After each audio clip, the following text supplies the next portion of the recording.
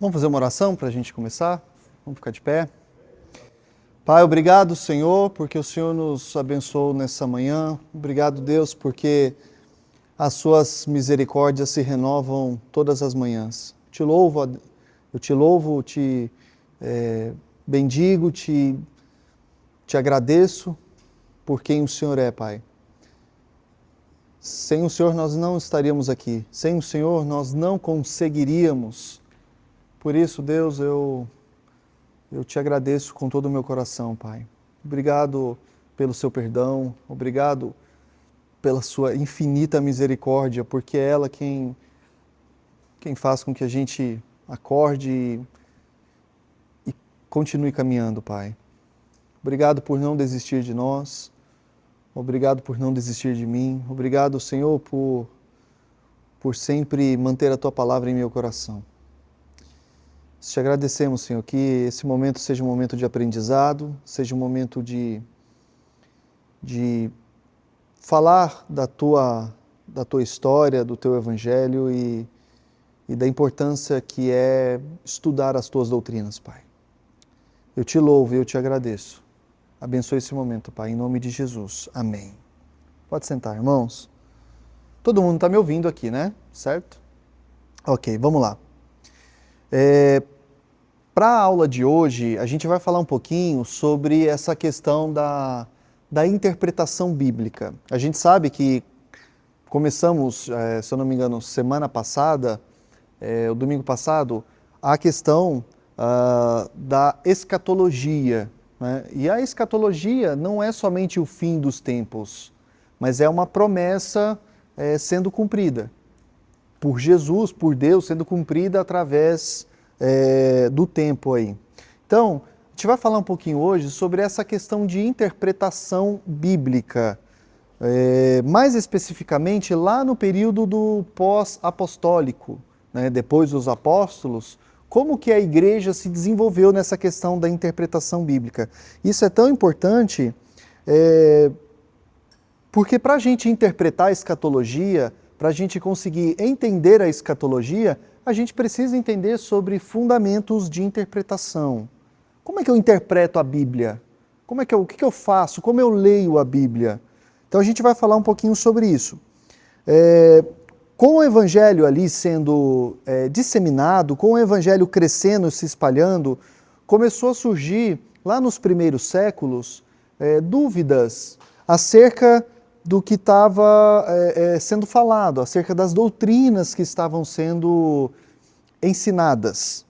Então, os novos convertidos naquela época, poucos séculos depois de Cristo ali, eles precisavam de uma instrução, eles precisavam de algo mais seguro para eles poderem entender. Porque os apóstolos já tinham morrido, certo? Os apóstolos já não existiam mais. E agora? Como que fica? Quem interpreta o que os apóstolos falaram ou escreveram? Então eles precisavam dessa segurança para que eles pudessem entender as Escrituras. Então questionamentos sobre quem era o Messias, por exemplo, e sobre o plano de Deus, se multiplicava naquela época.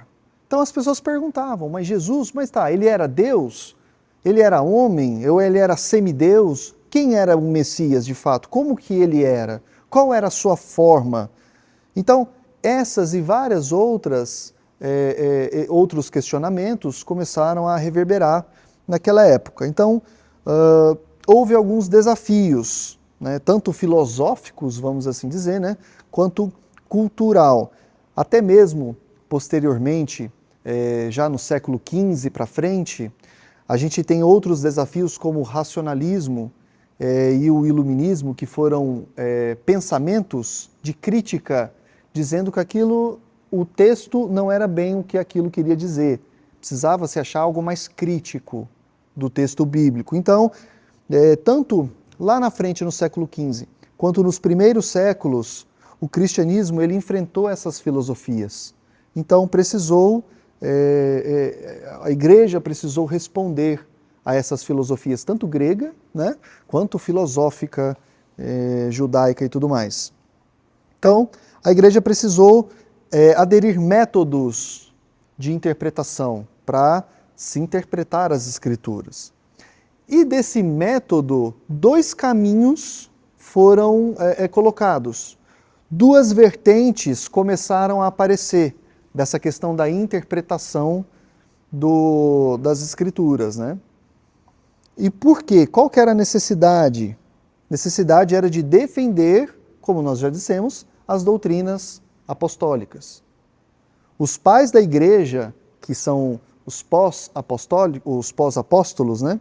Eles se levantaram para proteger a fé contra erros, contra heresias que estavam adentrando ali a igreja. E por que essas heresias estavam adentrando a igreja? Porque eles estavam interpretando a Bíblia conforme a sua própria vontade. Ou com os olhos de uma filosofia X, ou com olhos de filosofia Y, mas eles estavam interpretando a Bíblia conforme os seus próprios achismos, né? Então a igreja precisou se levantar para combater essas heresias. Ela precisou se levantar para combater o que estava adentrando as igrejas, né? Então esse movimento de interpretação, ele inclusive fortalece os credos da igreja primitiva. Aí, dessas duas vertentes, então, saem duas escolas. A gente chama de escola porque era onde se ensinavam esse tipo de interpretação. A primeira escola tinha um pensamento um pouco mais, vamos dizer assim, alegórico de se interpretar as Escrituras. O que é o termo alegoria? É um termo para dizer algo com um sentido figurado. Ou seja, você vai ler um texto bíblico, mas aquele texto não quer dizer literalmente aquilo. Ele está falando de outra coisa, ele está tendo um sentido figurativo. Então, a escola de Alexandria ia por esse caminho, na interpretação alegórica. Outra escola que vem para combater esse método alegórico é o de Antioquia, a escola de Antioquia. Então, cada uma com a sua forma de ler e explicar a Bíblia. Ok? Só para a gente recapitular aqui. Bom, estavam surgindo, depois dos apóstolos, perguntas, questionamentos acerca, por exemplo, da pessoa de Jesus, acerca da igreja, da função da igreja e tudo mais. Bom, como que se interpreta, então, o que os apóstolos escreveram? A gente precisa, então, responder esses questionamentos. Vamos para a Bíblia. Ok, como eu interpreto a Bíblia? Desse movimento vai surgir duas escolas. Uma chamada Alexandria e a outra chamada Antioquia. Ok? Então, ambas têm a sua forma de ler e de explicar a Bíblia. A gente vai ver um pouquinho mais sobre isso. Porém, ambas marcaram profundamente a história da interpretação bíblica. Então, a primeira que a gente vai falar aqui um pouquinho é sobre a escola de Alexandria. Ela tinha a tal da interpretação alegórica. E a gente vai ver um pouquinho do desenvolvimento, né? E alguns nomes de filósofos ou de pensadores que contribuíram para essa escola aqui de Alexandria, tá? Com esse tipo de pensamento e interpretação. Bom, essa escola representa uma leitura mais simbólica das Escrituras. Ela representa uma interpretação, uma leitura mais filosófica da Bíblia. E uma das suas influências filosóficas foi uma influência grega de um homem chamado, por exemplo, Heráclito. Quem foi Heráclito? Heráclito foi um homem muito antigo que viveu e que ensinou a ideia de um sentido oculto. Como assim? Bom, isso aqui não quer dizer como chama isso aqui mesmo? Pedestal? Um púlpito. Vamos se chamar de púlpito. Isso aqui não é bem um púlpito. Isso aqui tem um sentido mais oculto. Isso aqui não é só madeira. Isso aqui é um sentido mais oculto aqui. Então, Heráclito trazia essa ideia de que tudo que ele pudesse ver, existia por detrás um sentido diferente, um sentido mais profundo, mais oculto, diferente daquilo que o olho pudesse ver. Bom, quem que vai também por uma linha dessa? o nosso querido amigo, se assim podemos dizer, né, Platão, muito conhecido. O que Platão fala? Ele divide a realidade das coisas.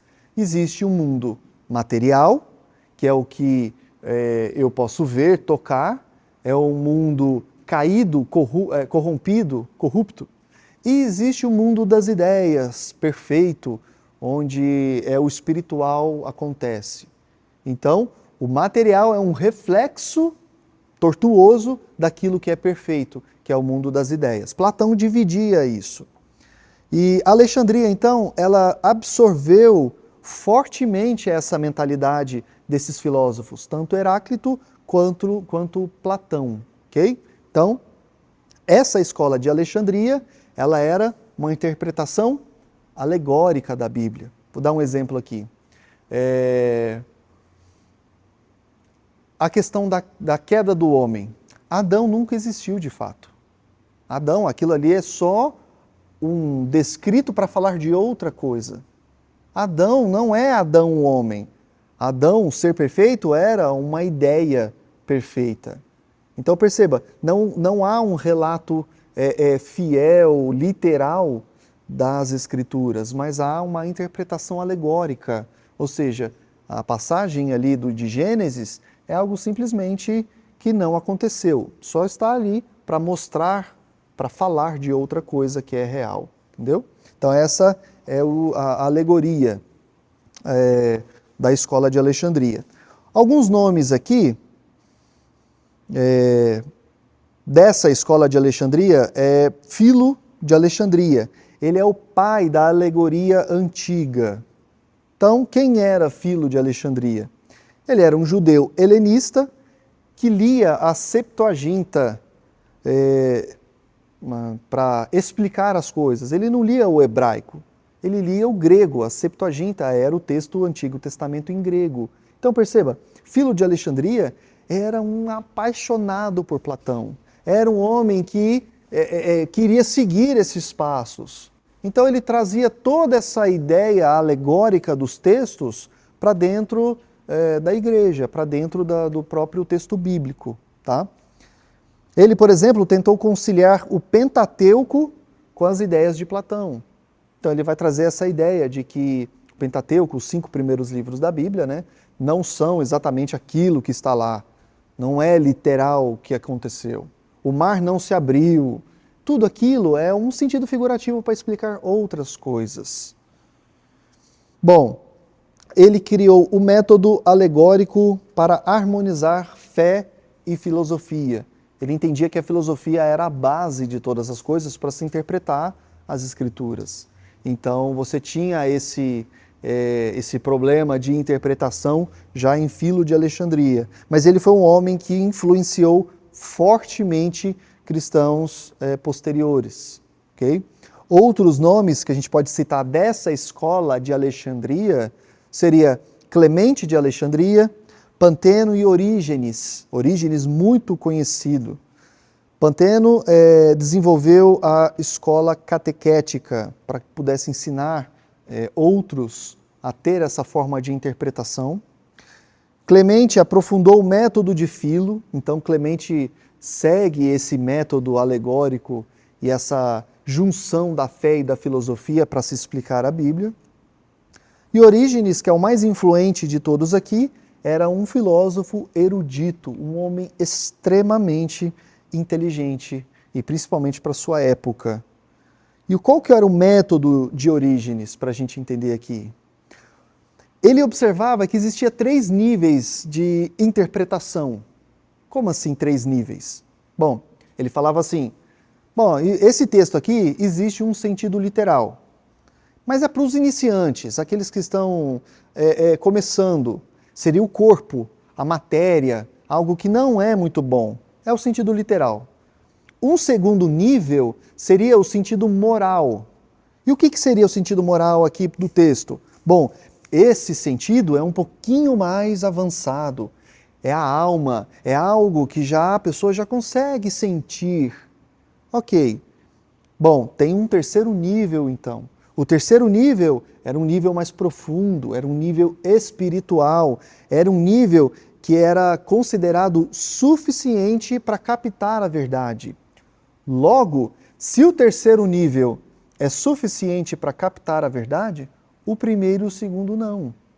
Esse era o método de Orígenes acerca dos textos bíblicos. Existiam ali 3 níveis para se interpretar. Primeiro, literal, não é capaz de buscar a verdade. O segundo, que era moral, eles avançavam um pouco mais, mas ainda não era capaz de observar a verdade. Mas um terceiro nível, espiritual, um sentido espiritual do texto, algo oculto, mais profundo, ali sim é que se alcançava a verdade das Escrituras. A gente olha assim, né, e vê e fala, puxa vida, o cara era o crânio mesmo para desenvolver um negócio desse, né? Então, essa foi a escola de Alexandria, ok? Só recapitulando, era uma escola de método alegórico, de uma interpretação alegórica. Alegoria, como a gente já falou, é algo figurativo. O texto não quer dizer aquilo literalmente. Ele está falando outra coisa, certo? Vou dar um exemplo aqui. A Bíblia não tem alegoria, sim ou não? Ou ela tem alegoria? Sim ou não? Sim, ela tem. Quando Jesus fala, eu sou a porta, eu não vou interpretar que Jesus é a porta literalmente. Ele não é uma porta de madeira. Mas ali Jesus está falando em sentido figurativo, alegórico. Okay? E a gente vai ver então como a gente sabe o que é alegoria e o que não é. Tá? Então, a escola de Alexandria tinha esse desenvolvimento, essa performance, vamos assim dizer, desse método alegórico. A outra escola, chamada de Escola de Antioquia, ela tinha já, diferentemente do sentido alegórico, um sentido mais literal. A Escola de Antioquia vem para combater os ensinos de Alexandria. Então, você tem Alexandria, que era um sentido alegórico, e você tem Antioquia, que era um sentido literal para combater os ensinos dos alexandrinos ali. Okay? Então, ela representa essa escola de Antioquia. Alexandria, para quem não sabe, fica ali no norte do Egito, e Antioquia um pouco mais para cima, lá na Síria, onde era, né? Um pouquinho mais para cima ali, tá? Fica mais ou menos assim, né? Mais ou menos isso, né? Quase pertinho um do outro, né? Você viu a distância, né? Bom, ela então representava uma leitura mais simples, mais objetiva, mais fiel ao texto. E a gente começa a perceber que os reformadores e os nossos dias hoje, nós seguimos um método mais antioquiano ou alexandrino? Antioquiano, né? Antioquia. A gente segue um método mais literal, um método mais fiel ao texto, né? Então, os fundadores e características dessa escola aqui, ela foi fundada por um homem chamado Luciano de Samosata. E o que esse cara falava? O que esse homem narrava? Ele enfatizava o estudo das línguas originais. Diferente de Filo de Alexandria, que buscava a Septuaginta, que era o texto grego do Antigo Testamento, que era uma tradução, o Samosata dizia que não, nós não devemos. Em que língua foi escrito o Antigo Testamento? Foi em grego? Não.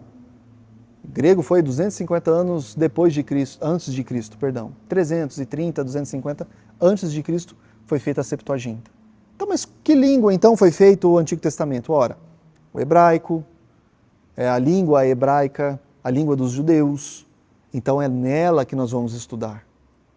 E o Novo Testamento foi escrito em grego, então é nela que nós iremos estudar.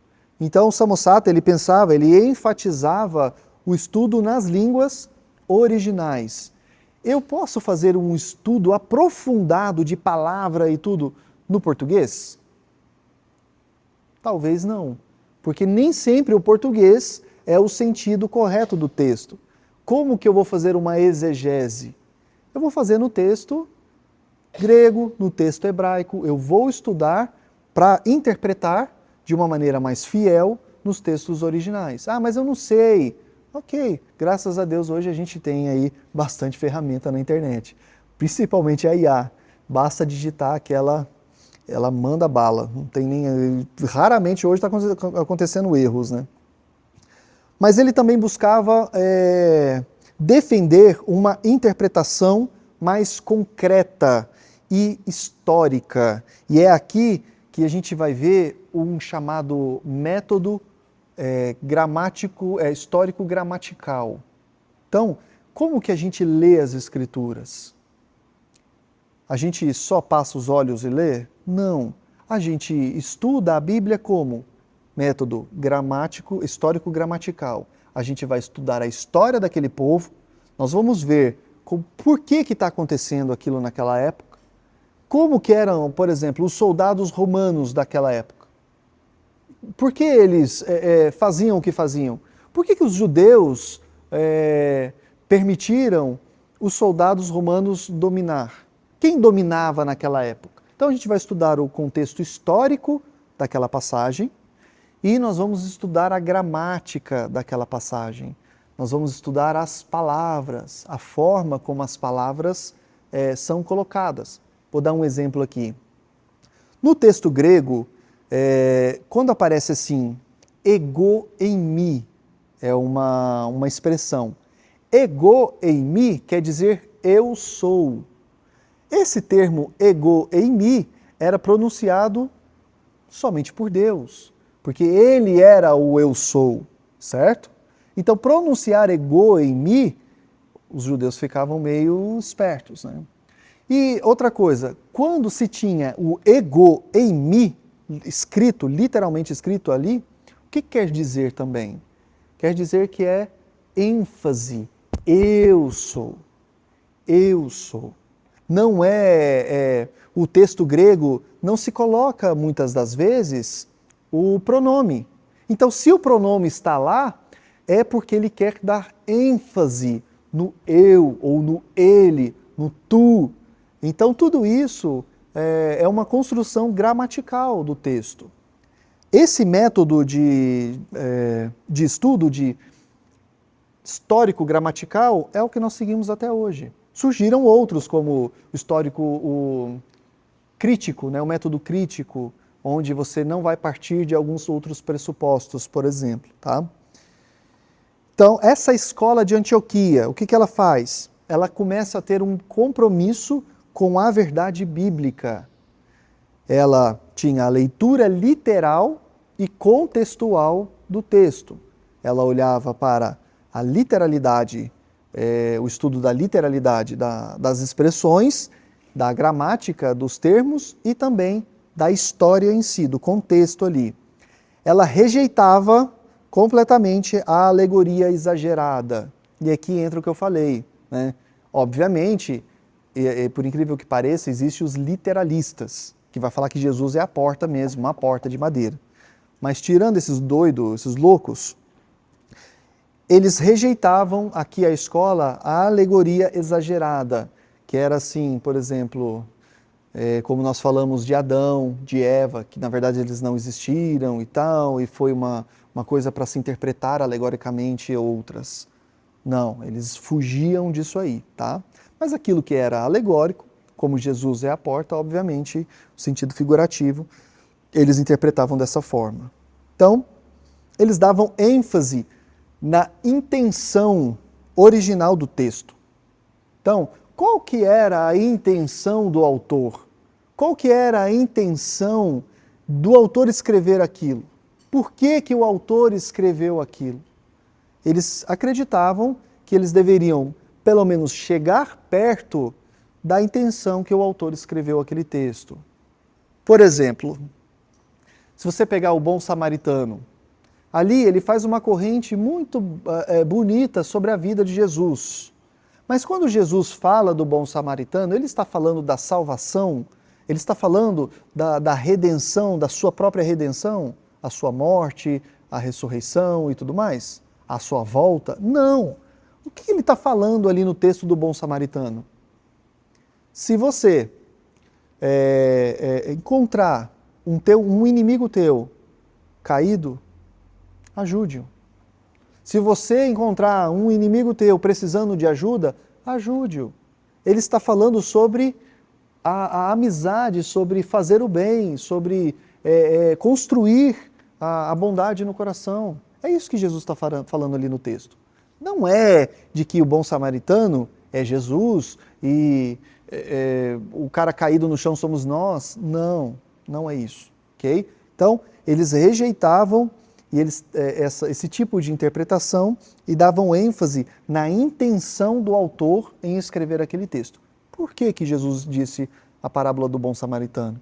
Qual que é o motivo? Certo? Bom, e influências e alguns defensores dessa escola aqui, né, que surgiram. Um que nós podemos citar aqui é um homem chamado Irineu de Lyon. Quem foi esse homem? Ele foi um homem que influenciou indiretamente essa escola. Ele era um pastor, ele era um apologista e lutava contra o gnosticismo. E o que é o gnosticismo? Gnosticismo é um pensamento de que se acreditava em um conhecimento oculto. Olha para você ver. Quem acreditava em um conhecimento oculto? A escola de Alexandria. Esses gnósticos, eles são desde os tempos dos apóstolos, tentando perverter o povo de Cristo, tentando perverter o povo de Deus. Então esse gnosticismo era combatido por Irineu de Lyon. Esse conhecimento oculto, não, Deus se revelou. Deus se revelou. E aquilo que ele quer dizer na palavra, ele quer dizer aquilo. Certo? Ele ajudou também a fortalecer a doutrina cristã ortodoxa e defendeu a história real da fé contra interpretações místicas, muito usado pelo platonismo, por homens filósofos que acreditavam nessa questão do mundo material sendo corrupto e o mundo das ideias sendo perfeito. Né? Bom, e o que aconteceu nessas duas escolas? Ou melhor dizendo, né, qual que foi o desfecho aqui? Essa, por exemplo, de Antioquia, embora ela tenha começado para combater a Alexandria, ela era saudável, porém, alguns seguidores futuros vão começar a cair em erros teológicos. Um deles é o literalista, que vai dizer que Jesus é a porta de fato, né, de madeira. A escola sofreu influências, ambas as escolas sofreram influências externas também. Isso foi um problema e um limite delas. Né? Grupos radicais distorceram, por exemplo, em Antioquia, a interpretação literal. Você vai enxergar que muitos não tentavam interpretar a forma alegórica como alegoria e a forma literal como a literalidade da palavra. Por exemplo, como eu disse, a escatologia em si, ela deve ser lida literalmente? Por acaso, na hora que fala do boi, dos animais, dos 4 seres viventes e tudo mais, de fato o boi, a águia, eu não lembro agora os outros animais, mas eles são literalmente ali, os pés de bronze. Aí vem um termo que aí o Daniel vai falar na próxima aula sobre os 1000 anos de Cristo. Será que os 1000 anos de Cristo a gente deve interpretar literalmente como 1000 anos? Ou não? Eu não sei quanto ele, eu acredito que é da mesma linha de pensamento que eu, mas eu acredito que 1000 anos não é literal. 1000 anos, eu sou amilenista, eu creio que os 1000 anos já está acontecendo. Cristo já reina. Porém, nós não conseguimos enxergar isso de uma forma plena. Nós não vivemos isso na plenitude, pois viveremos isso na eternidade. Viveremos isso quando Cristo voltar. Mas, de certa forma, Jesus foi coroado rei. Jesus foi exaltado acima de todos. Ele ascendeu aos céus e está à direita de Deus Pai. E o governo está sob ele. todos os governos. Então, os 1000 anos não são literais da sua partida, porque senão já tinha dado o tempo, né? Mas para mim é um número simbólico mostrando que ele reina eternamente agora, que ele está reinando e vai reinar eternamente. Você já ouviu falar assim, por exemplo, quando o salmista fala, mais vale um dia dentro da sua casa do que 1000 anos fora dela. Ele está querendo dizer 1000 anos de fato ali? Não, ele está falando o quê? Mais vale um dia dentro da sua casa que toda a vida minha, de que toda a eternidade fora da sua casa. É isso que o salmista quer dizer. Então, quando a gente olha para a escatologia, a gente tem que entender que algumas coisas são lidas de forma alegóricas, de fato. Mas essa escola de Antioquia, por exemplo, ela tratava isso. Você lê alegoricamente textos alegóricos, que você vê que são de fato sentidos figurativos. Mas aquilo que está explícito, que o Evangelho fala, você precisa ler de forma literal. Se Jesus disse que eu sou o Senhor Deus, e antes de Abraão eu já sou, você tem que ler o quê? Que Jesus é Deus, e antes de Abraão ele já existia. E para que eu preciso disso hoje, então? Qual que é a aplicação para mim hoje, isso aqui? Bom, o método reformado, ele nasceu desse equilíbrio bíblico, ok? A reforma, hoje nós temos uma teologia reformada, né? Nós seguimos uma doutrina reformada, e a reforma valorizou o sentido literal contextual, o histórico gramatical dessa escola de Antioquia. E a reforma também evitou alegorias sem fundamento textual. Se aqui não está falando de alegoria, se aqui não está falando de um sentido figurado, eu não posso ler como um sentido figurado. Eu preciso ler de forma literal. E ela buscou também a intenção, na hora de estudar os textos, a intenção do autor humano, né? E também do autor divino, que é Deus. Qual que é a intenção de Cristo falar isso? Qual que é a intenção do apóstolo Paulo dizer estas coisas? Por que ele falou? Um exemplo bacana aqui, né, que a gente pode citar. Se você vê Romanos, a carta de Romanos, ela tem um prefácio grande. Ela tem uma introdução muito maior do que as outras cartas. E Paulo explica muita coisa ali no começo de Romanos. Por que Paulo faz isso na carta de Romanos e não nas outras cartas? Então o que você vai fazer? Você vai estudar a questão histórica, você vai estudar o contexto, você vai olhar que Paulo não sabia, não conhecia ali a igreja de Roma, não tinha estado, não foi ele que fundou. E que havia alguns boatos lá na igreja de Roma, dos romanos, de que Paulo era um apóstata da fé. Então peraí, eu preciso me explicar um pouco mais para esses irmãos que está correndo um boato que eu sou apóstata. Não, eu não sou apóstata. Eu vou falar o que eu sou. Eu preciso deles porque eu quero ir para a Espanha e lá na Espanha eu preciso montar uma base missionária em Roma. Lá os irmãos romanos, eu quero que eles me ajudem me enviando para a Espanha. Então deixa eu explicar para eles que eu não sou aquilo que eles estão ouvindo que eu sou.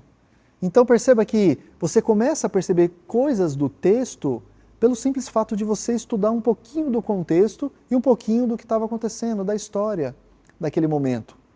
Então a reforma trouxe isso, buscou essa intenção para que pudesse explicar muitas coisas e fugir de heresias, né? Então o movimento reformado, ele recuperou o que Antioquia defendia lá atrás, lá no começo, né? Comecinho, quando eles abriram a escola, fundaram a escola para combater Alexandria. A importância de ler a Bíblia com responsabilidade. Também, eles enxergavam que o contexto histórico e gramatical eram essenciais.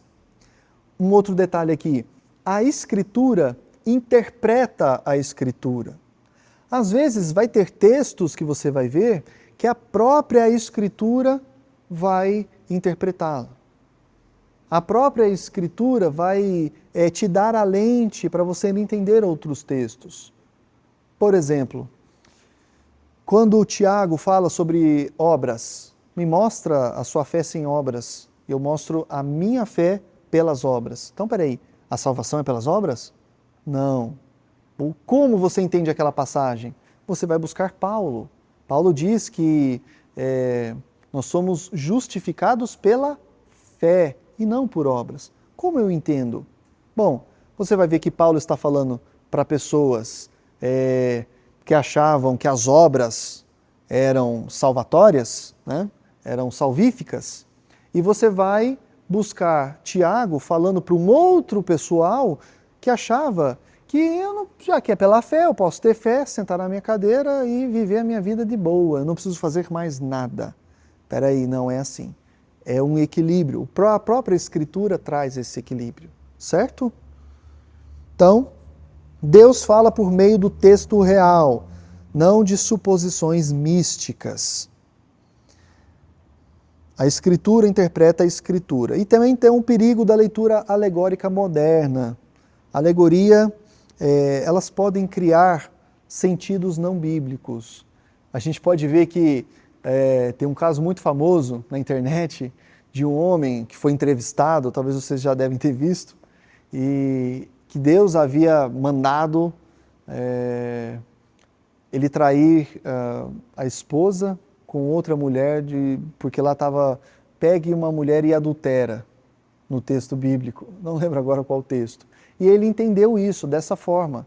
Pegue uma mulher e adultera.